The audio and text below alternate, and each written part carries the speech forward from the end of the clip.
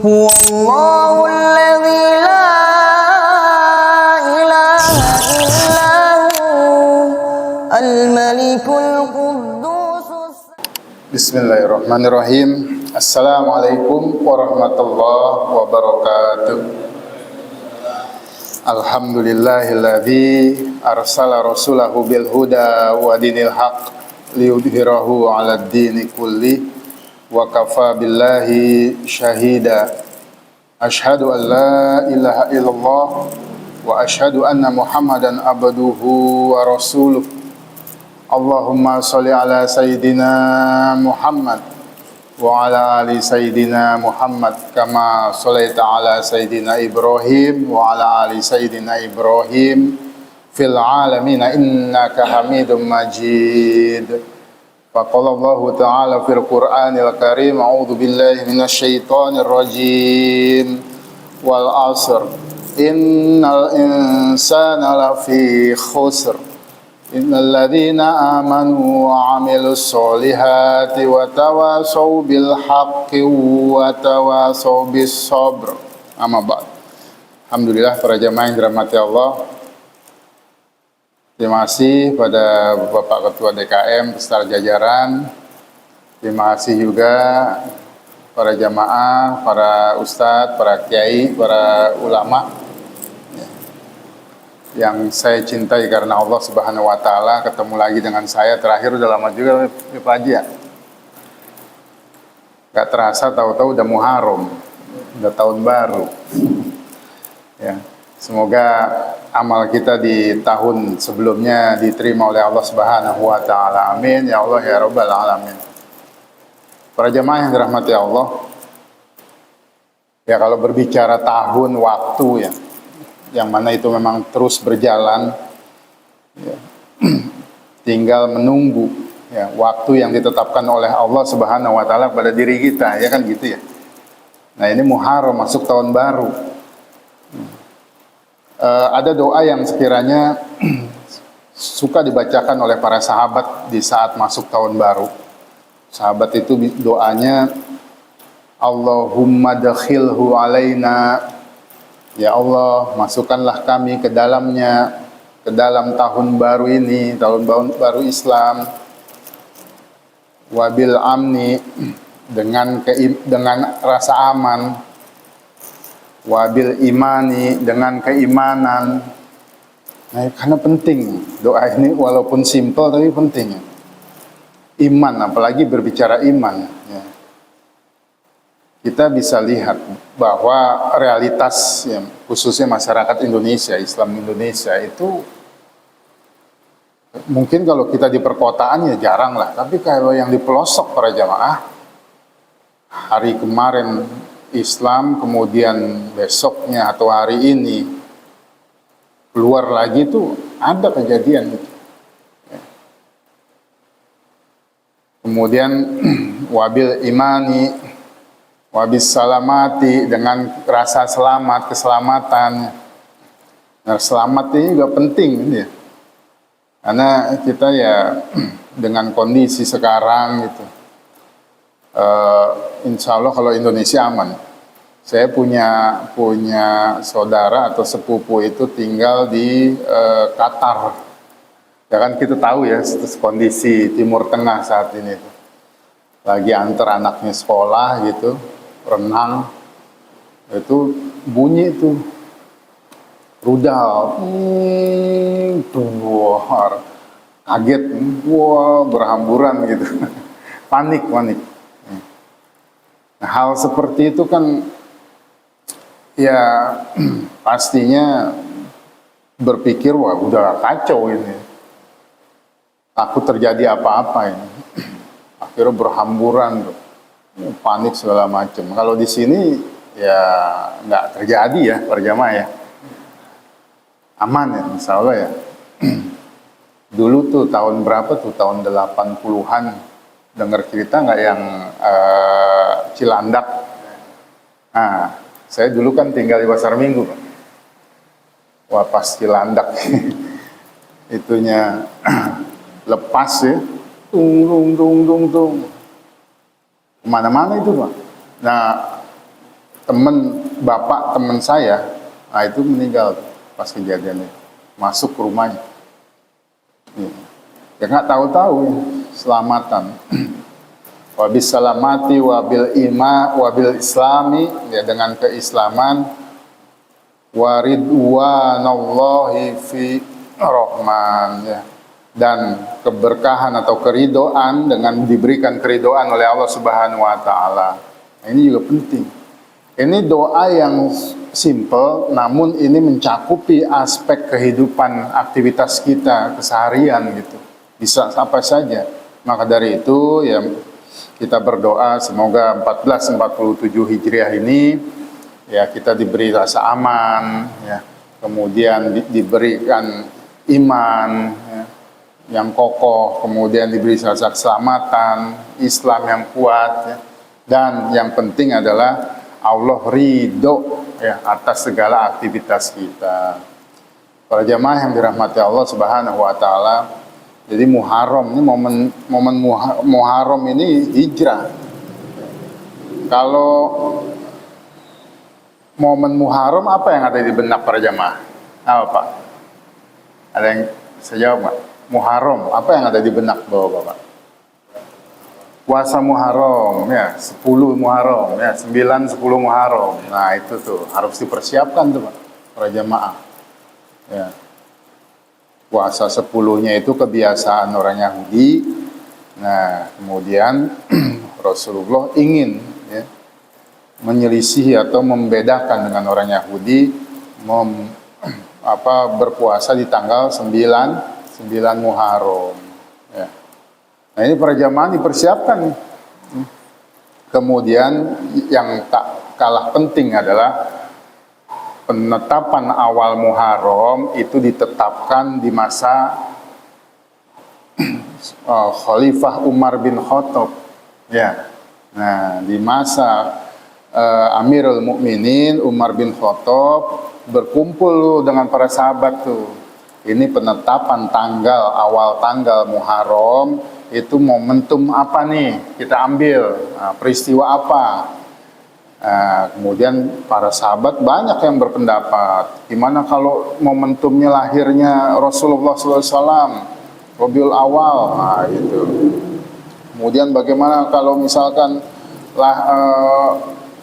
hari wafatnya Rasulullah, bagaimana kalau hari turunnya Al-Quran, bulan Ramadan, nah itu banyak masukan-masukan dari para sahabat yang kemudian Amirul Mukminin Umar bin Khattab menetapkan bahwa momentum Muharram itu dimulai dari aktivitas hijrah. Hijrahnya siapa?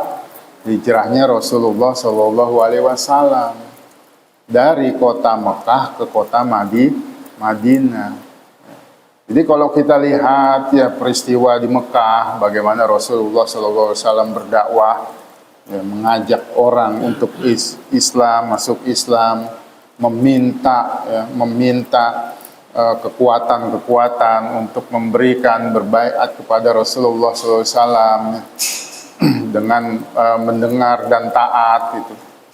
Nah ini kan aktivitas yang dilakukan Rasulullah SAW di masa Mekah, para jamaah. Kemudian apa yang dihadapi oleh Rasulullah banyak sekali halangan, rintangan, gangguan, ancaman, ya, tantangan gitu. Namun ya ini kemudian diberikan sebuah, ya, perintah oleh Allah Subhanahu wa taala dengan hijrah. Jadi momen hijrah itu adalah perintah dari Allah Subhanahu wa taala. Karena Rasulullah SAW beraktivitas itu dengan wahyu. Itu diawali dengan berbagai macam peristiwa yang membuat hati Rasulullah merasa sedih. Hiburan-hiburan yang diberikan oleh Allah dengan perjalanannya Isra wal Mi'raj itu dihadapi di tahun kesedihan. Kenapa? Karena ditinggalnya Rasulullah SAW oleh orang-orang yang tercinta, ya. Pamannya Abu Thalib dan istri beliau siapa? Khadijah. Kalau kita lihat bahwa Khadijah lah orang pertama yang mendukung dakwah beliau, yang mengiyakan bahwa Rasulullah itu mendapatkan wahyu di wahiro. Nah ini peran seorang istri. Di saat Rasulullah SAW pulang dengan menggigil karena mendapatkan wahyu dari Allah Subhanahu wa taala di Gua Hiro, apa yang dilakukan oleh Khadijah? Menyelimuti, menenangkan hati Rasulullah SAW. Luar biasa. Mungkin ya kalau istri kita pulang dari luar ya dengan kondisi gigil mungkin marah. Udah tahu malam, udah tahu badan sakit-sakitan, keluar aja gitu. Ya. Tapi tidak dengan Siti Khadijah, luar biasa. Ya. Beliaulah yang mendukung dakwah Rasulullah dengan jiwa dan harta. Ya. Orang pertama kali masuk Islam. Ya. Nah, kemudian ada juga paman beliau, ya, Abu Thalib, yang luar biasa. Ya, pengorbanannya untuk Rasulullah Sallallahu Alaihi Wasallam. Ya. Di saat ada beberapa paman beliau yang mengganggu aktivitas dakwah Rasulullah, tidak dengan Abu Thalib.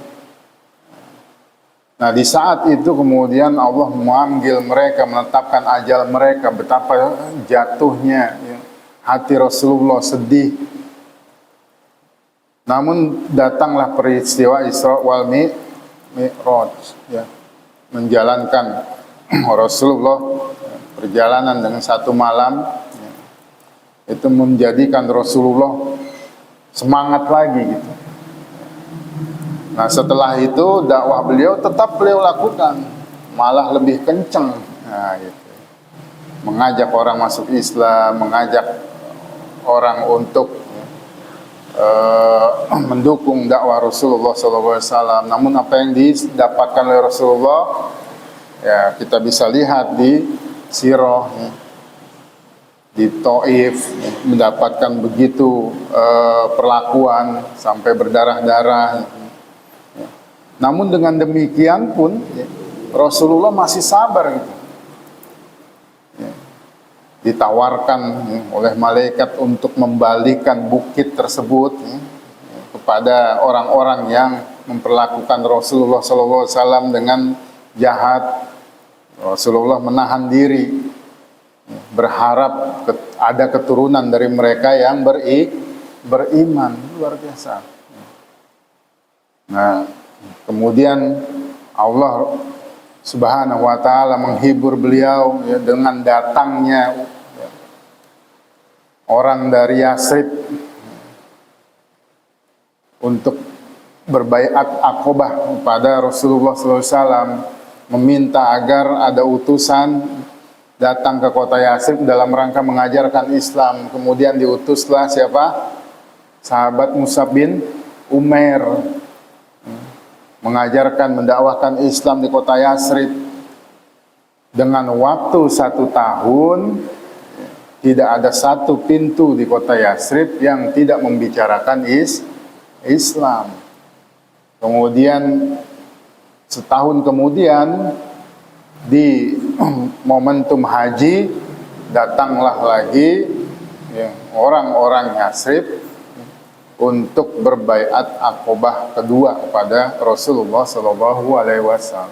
Nah, disitulah kemudian Rasulullah diperintahkan untuk hijrah. Jadi kalau kita lihat ya di surat Al-Insyirah, surat yang sering kita baca, di situ ada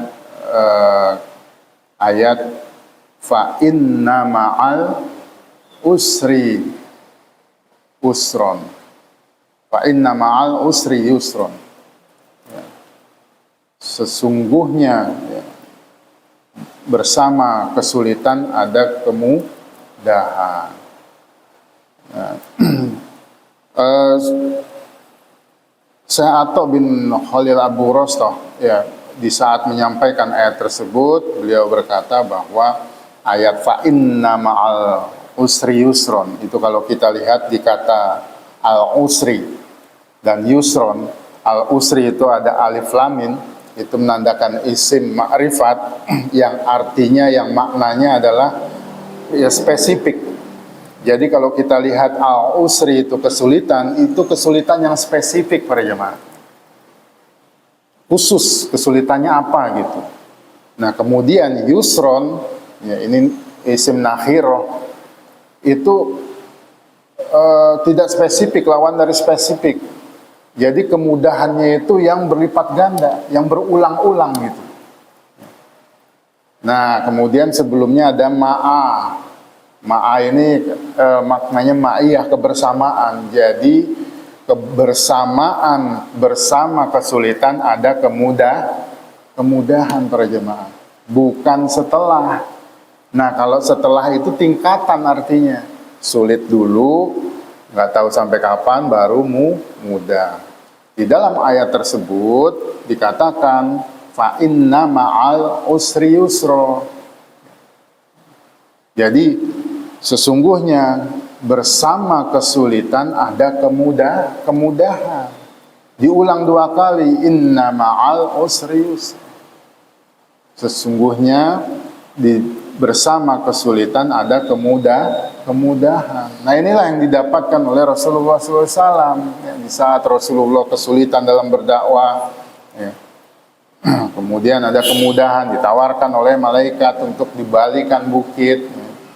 Di saat Rasulullah menghadapi sulitnya, ya, mengajak orang untuk masuk Islam, datang tuh nggak tahu-tahu, ya utusan dari kota Yasrib minta untuk didakwahi di kotanya. Ya. Kemudian di saat kesulitan Allah perintahkan untuk hijrah. Namun hijrah pun ya, tidak serta merta dengan kemudahan berjemaah. Ya. Di dalam hijrah masih juga ada hambatan. Ya. Nah momen hijrahnya dari Mekah ke Madinah kalau kita lihat secara sirah itu bagaimana Rasulullah SAW mempersiapkan, membuat sebuah strategi para jamaah, ya, membuat sebuah strategi dari waktu malam itu ya, diminta Ali bin Abi Thalib untuk tidur di pembaringan Rasulullah SAW. Kemudian dipersiapkan siapa yang menemani beliau, yakni sahabat Abu Bakar. Kemudian diminta anak Abu Bakar, Asma, untuk mempersiapkan perbekalan. Nah itu adalah sebuah strategi persiapan. Ya. Sebenarnya kan bisa aja ya Rasulullah SAW berdoa, ya Allah tolong kirimkan buruk misalkan seperti yang didapati di waktu Isra Mi'raj. Tapi disinilah bukti ya, perjuangan Rasulullah SAW. Nah kalau kita lihat dari Mekah ke Madinah itu ada jalan lurus tuh, cuma yang dilakukan oleh Rasulullah memutar. Ya. Karena Rasulullah tahu ada upaya untuk ya, diberhentikan oleh masyarakat Quraisy.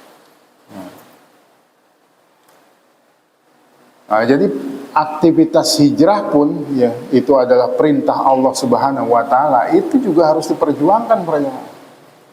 Tidak serta-merta semua yang diperintahkan oleh Allah itu mudah untuk kita lakukan, butuh perjuangan ya.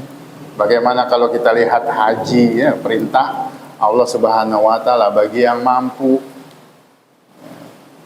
Mampu ini sekarang kan kalau kita lihat kan memang ya mindset sebenarnya kalau haji. Mampunya kapan ya kita itu dalam artian kita mampu untuk berniat haji dengan mendaftar haji. Nah itu. Nah, jadi perintah Allah Subhanahu wa taala itu perlu perjuangan.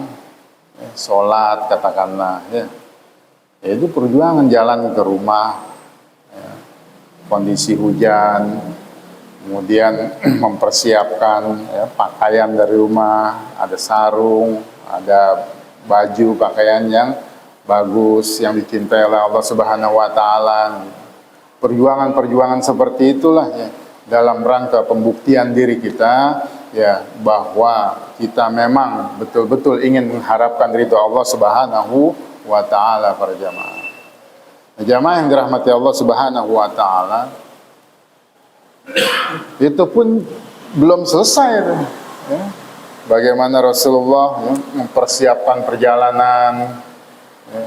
Kemudian tiba di Gua Sur kan? Itu Rasulullah beristirahat di dalam Gua Sur, yang posisi Gua Sur itu kecil, sempit. Yang kalau dilihat begini aja kelihatan ada orang di dalam gitu. Cuma lagi-lagi fa inna ma'al usri yusra. Allah memberikan kemudahan dengan apa? Dengan dibuat sarang laba-laba. Ya. Jadi tentara Quraisy itu tidak mengira bahwa di dalam Gua Sur itu ada Rasulullah dan sahabat Abu Bakar.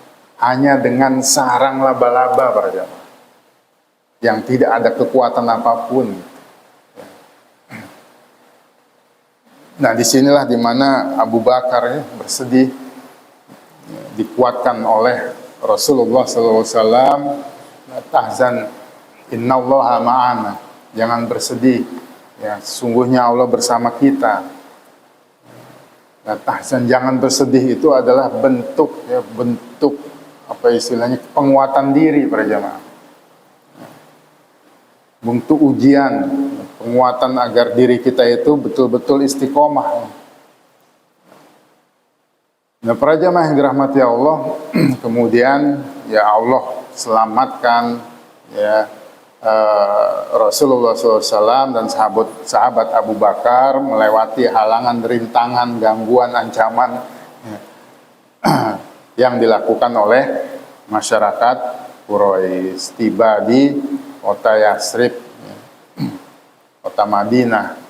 Nah, disitulah kemudian Rasulullah SAW mampu membentuk kekuatan, yang mampu membentuk kekuasaan yang kemudian Islam bisa diterapkan. Karena Rasulullah SAW menjadi seorang pemimpin. Maka dari itu momen hijrahnya Rasulullah SAW menjadi penting untuk awal penanggalan tahun Hijriyah. Nah, jadi para jemaah yang dirahmati Allah, kita harus paham dengan sejarah seperti itu. Ya. Nah, kemudian Rasulullah menerapkan Islam ya, secara kafah. Yang kemudian diteruskan oleh para sahabat, ya, Khulafaur Rasyidin dan khalifah-khalifah lainnya. Gitu. Dalam rangka apa? Dalam rangka yang menerapkan syariat Islam. Gitu. Ya. Sampai 1400 tahun. Konon disampaikan datanya itu dengan penerapan syariat Islam di 1400 itu, 1400 tahun itu, 1 tahun itu hanya berapa ribu kejahatan. Beda dengan sekarang. Sekarang katakanlah 1 jam aja sudah berapa kejahatan yang terjadi. Nah, para jamaah yang dirahmati Allah Subhanahu wa taala, pada Muharram ini ya hendaklah kita mempersiapkan diri kita ya, untuk apa? Untuk lebih lagi meraih amal soleh para jamaah. Bisa kita lakukan tadi ada momentum Muharram itu momentum puasa ya, Asyura ya, momentum puasa Asyura tanggal 10 Muharram. Nah, itu disiapkan dari sekarang. Nah, kemudian ada sedekah. Nah, itu juga dipersiapkan dari sekarang para jamaah. Agar apa? Agar kita di awal bulan ya, dalam tahun baru Hijriah ini 1447 Hijriah, insya Allah ya, kita bisa meraih amal soleh yang kemudian bisa kita istiqomahkan sampai nanti Allah menetapkan ajal kita para jamaah. Karena kita tidak tahu Para jamaah yang dirahmati Allah, ada satu hal yang sekiranya membuat kita ini selaku orang beriman itu merasa semangat, ya, merasa semangat.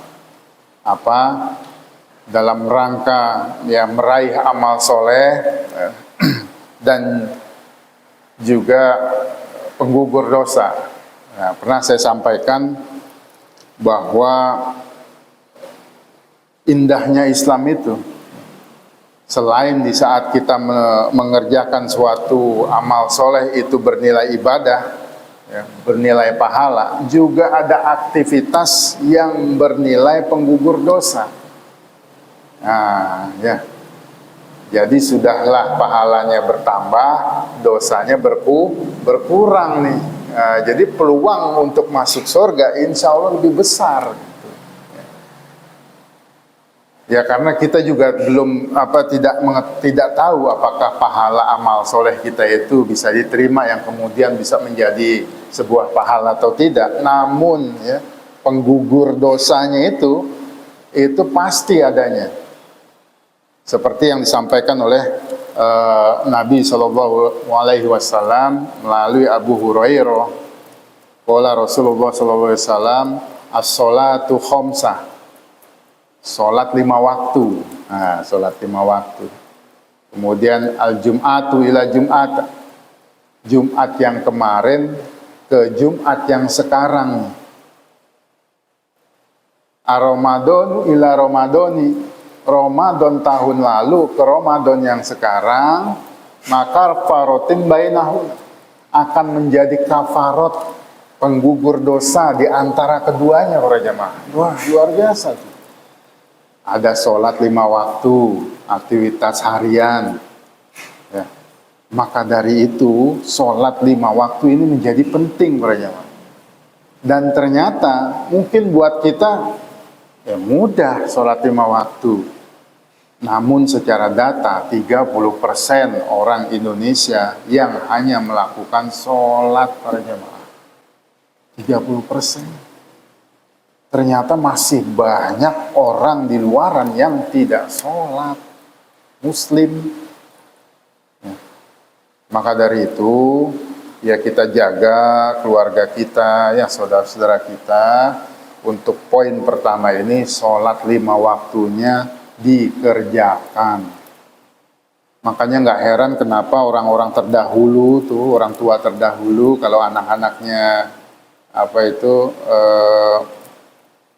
kerja gitu ya ke tempat lain gitu, itu nasihatnya ya jangan tinggalin sholat, jangan tinggalin sholat, jangan tinggalin sholat. Gitu.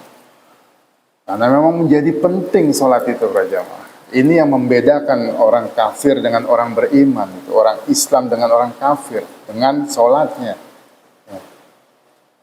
Ya, kalau pembedanya ini kemudian tidak ada, ya apa bedanya kita dengan mereka? Maka dari itu sholat, ya, kondisi bagaimanapun, aktivitas sholat tetap dikerjakan. Ya. Yang kedua, Jumat yang lalu ke Jumat yang sekarang. Nah, ini pun kalau kita lihat aktivitas sholat Jumat para jamaah, ternyata masih banyak juga orang yang lalai terhadap sholat Jumat.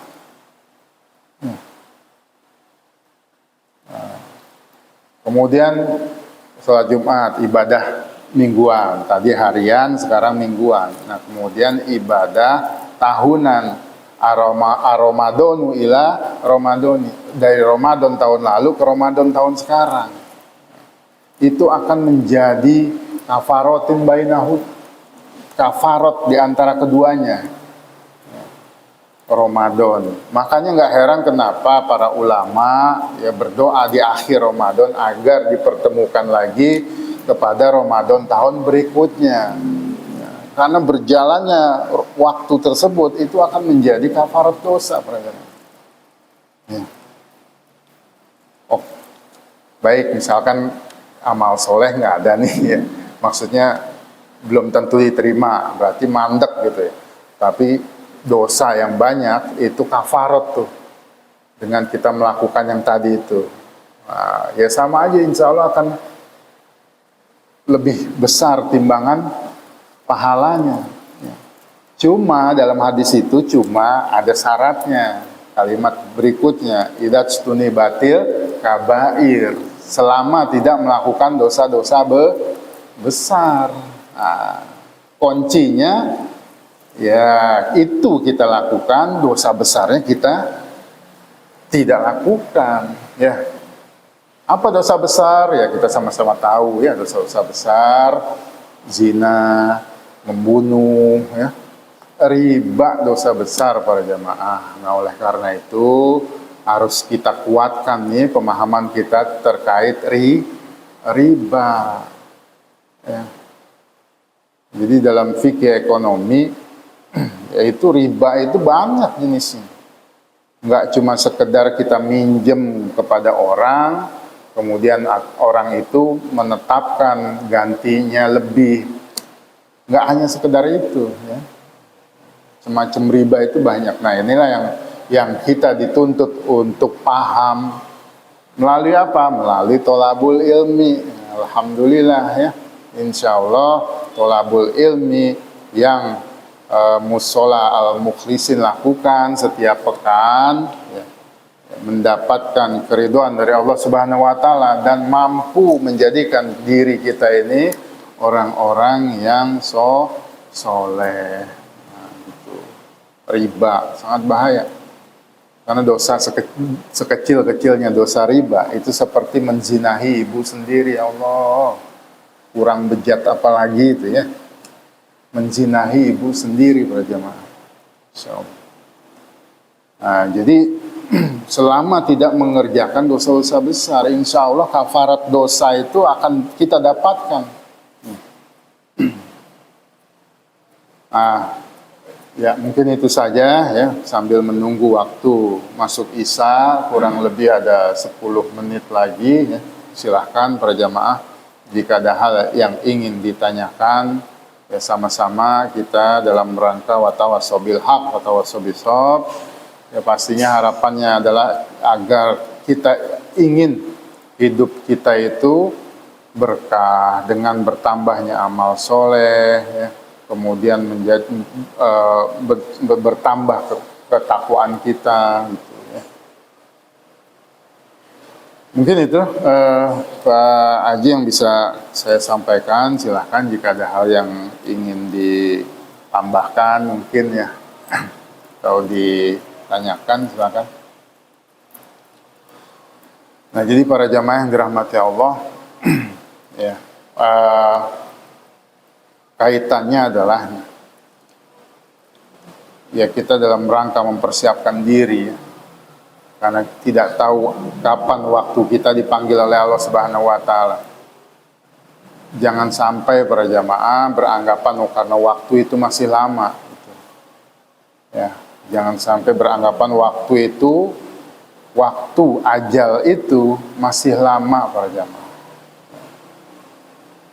Sebagai orang muslim, orang beriman yang cerdas, kita harus mengambil pelajaran dari kematian para jamaah, ya. Kematian. Tatkala sudah meninggal, Allah menetapkan ajal, in qata'a, putus amalan-amalan buat kita.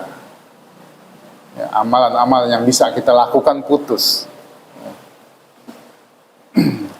Hanya beberapa amalan yang sekiranya bisa mengalir terus walaupun kita sudah meninggal dunia. Namun jangan hanya mengharapkan amalan tersebut. Apa amalan yang akan mengalir terus? Ya. Idal mata insanu in qata'a anhu amaluhu, jika manusia mati in qata'a, putus amalannya. Illa min salasin, kecuali 3 perkara. Sodakotin jariyatin, pertama sodakoh jariyah. Ya. Sodakoh jariyah menurut Syekh Imam Nawawi dalam hadis tersebut adalah wakaf para jamaah.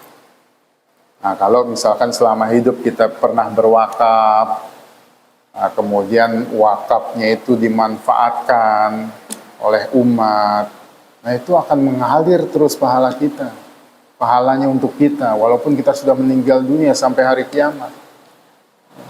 Namun kalau belum, nah, saat inilah kita harus persiapkan. Kemudian yang kedua, ilmu yang bermanfaat. Misalkan ya, kalau kita ada ilmu yang pernah kita sampaikan kemudian bermanfaat, itu akan mengalir terus pahalanya. Kemudian yang ketiga, doa anak soleh yang mendoakan orang tuanya. Kalau anak-anak kita soleh, alhamdulillah, ya, itu akan menjadi pahala investasi. Tapi kalau belum, kalau tidak, nah ini harus kita sendiri yang persiapkan saat ini, mumpung kita masih diberi umur oleh Allah Subhanahu wa taala. Nah, para jemaah, ayo mari sama-sama ya, yang bisa kita lakukan ya, dalam rangka meraih amal soleh para jemaah. Banyak sekali para jemaah ya, kayak momen seperti ini kan, di saat selepas maghrib kemudian kita masih bertahan di musolah ini dalam rangka tholabul ilmu, itu alhamdulillah insya Allah akan bernilai pahala itu. Jadi poinnya adalah segala aktivitas kita niatkan untuk ibadah pada Allah Subhanahu wa taala, ya, tujuannya adalah akhirat insya Allah. Kalau demikian insya Allah dunia dapat gitu ya. Mindsetnya harus seperti itu para jemaah ya. Apapun ya. Misalkan bekerja kita dalam rangka ingin mendapatkan keridhaan Allah Subhanahu wa taala. Ya. Karena memang itu adalah kewajiban bagi kita selaku kepala rumah tangga dan laki-laki, ya, kita wajib bekerja gitu. Apapun ya, dapatnya segini doang nih gajinya, ya syukuri dulu. Ya, niatkan itu untuk ibadah, ya terus ya dekatkan diri pada Allah Subhanahu wa taala. Ya, dalam rangka menuju akhirat Allah, insya Allah ya. Tadi fa inna ma'al usri yusra, inna ma'al usri yusra. Memang ini harus terkait ya. Contoh kaitan kerjaan aja, kadang kan kita di dalam rumah tangga itu yang menjadi satu tim dengan istri kita ya, dengan anak-anak kita. Kadang kita juga sudah mencoba ikhlas ya, sabar menghadapi pekerjaan seperti itu dengan gaji seperti itu ya, cuma ya istri kadang ada aja gitu yang merasa tidak cukup. Nah inilah ya, sama-sama ya dalam rangka pemahaman terhadap Islam. Insya Allah kalau istrinya juga paham ya kaitan dengan konsep rezeki, nah, insya Allah rumah tangga kita akan mendapatkan keberkahan. Ditambah lagi anak-anak yang tetap bersyukur dengan orang tuanya, pekerjaan orang tuanya seperti ini gitu. Nah itu luar biasa itu para jemaah. Ya, udah kenikmatan banget itu. Ya, rahmat dari Allah Subhanahu wa taala gitu. Ya. Tidak semua orang bisa mendapatkan hal itu gitu. Ya, para jemaah yang dirahmati Allah. Mumpung masih awal bulan, awal tahun baru 1447 Hijriah, ya kita berharap semua dosa-dosa kita tahun lalu itu bisa gugur gitu dengan aktivitas kafarat dosa tadi ya. Nah, kemudian pahalanya bisa bertambah dari aktivitas kita amal soleh. Nah, gitu. Untuk tahun ini kita lebih mempersiapkan diri lagi ya, jangan sampai kita melakukan dosa-dosa besar.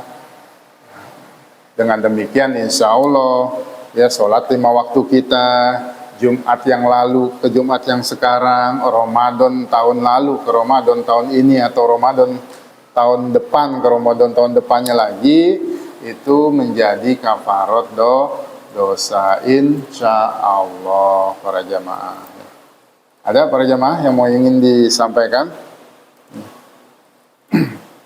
Jadi poinnya para jamaah, dekatkan diri pada Allah Subhanahu wa taala. Cari amalan-amalan banyak ya. Amalan-amalan yang diperintahkan oleh Kanjeng Nabi Shallallahu alaihi wasallam. Zikir ya, menenangkan hati. Ya. Sebagai obat ini.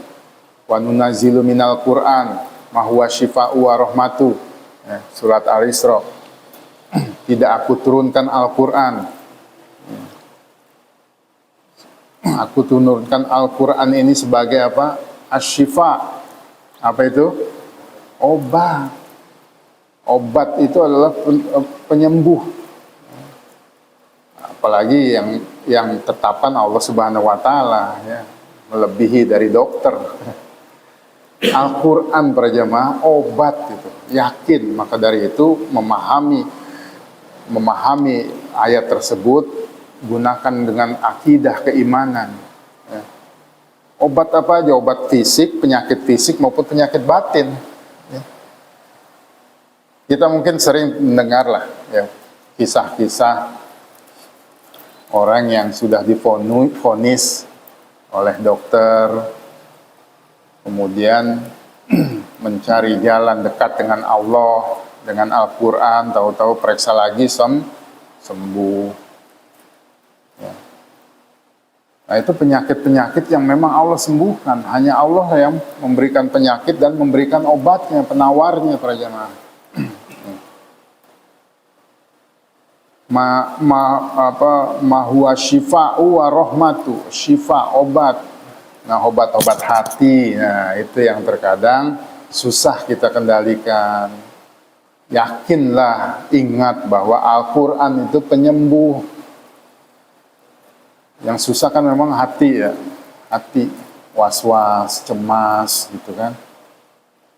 Iri, ya iri mungkin kita bisa kalahkan lah. Cemas, hati, kekhawatiran, nah itu ya.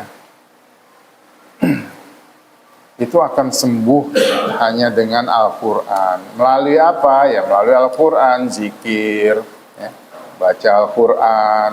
Ya. Nah itu, masa iya? Iya, itu Allah yang berkata. Itu. Ya, kita harus yakin. Maka dari itu, keyakinan ini akan menjadi penting dalam rangka menyikapi segala kehidupan melalui Al-Quran. Ma huwa syifa'u wa rahmatu, rahmat lil mu'minin, bagi orang mukmin. Nah kalau sudah rahmat kasih sayang Allah diberikan kepada seorang hamba, tidak ada lagi orang lain mampu menghalangi para jemaah. Rahmat, kasih sayang. Jadi dunia itu kecil dianggapnya gitu ya. Nah itu luar biasa. Kita ingin mendapatkan hal itu ya. Obat dan rahmat lil mu'minin. Ya, mungkin itu para jemaah ya. Kalau tidak ada hal lagi ya, mungkin ini bisa menjadi manfaat buat kita. Ingatlah bahwa kita mempunyai Allah Subhanahu wa taala yang tidak dimiliki orang-orang kafir. Nah, itu ya. Terima kasih atas perhatian, mohon maaf atas kekurangan ya. Mohon bukakan pintu maaf. Insya Allah kita ketemu lagi suatu saat. Wabillahi taufiq wal hidayah. Assalamualaikum warahmatullahi wabarakatuh.